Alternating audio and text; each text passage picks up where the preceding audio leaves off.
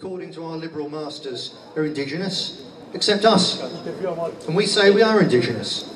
As nationalists, we say yes, the Indian tribes of the Amazon jungle are indigenous there, and they've got a special right to keep their land, to preserve their communities and their way of life.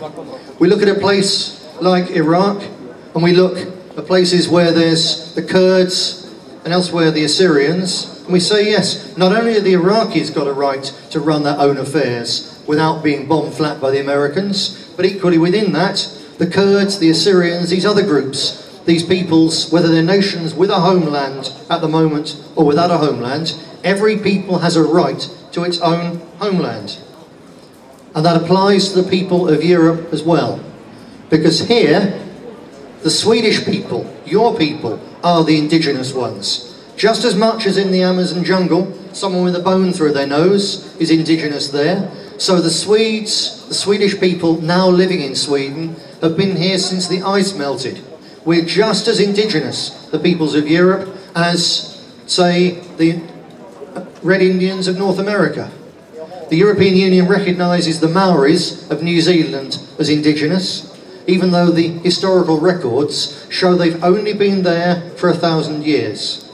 The people of Sweden, the people of Britain, have been here, right where we are, for 15,000 or 17,000 years. Here we are indigenous peoples. And all indigenous peoples have the right to preserve their own culture, their own identity, and to run their own land, to preserve themselves and their way of doing things for posterity. And that's not just true of the Amazon Indians.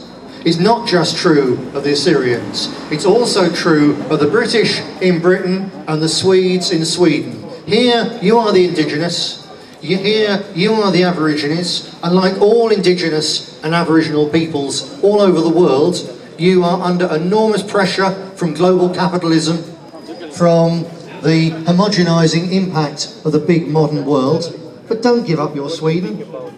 I don't want to come to Britain and to Sweden and hear everyone speaking English. It's a shame to me that I have to speak in English to you because the English are terrible at learning other people's languages. And I'm very pleased to speak to you in English, but for God's sake, speak in Swedish.